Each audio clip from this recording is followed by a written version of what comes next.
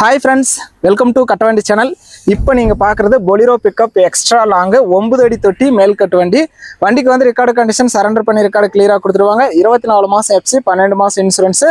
வண்டியில் 4 டயருமே உங்களுக்கு ஃப்ரெஷ்ஷான டயர், புது டயர். 4 டயருமே புதுசு.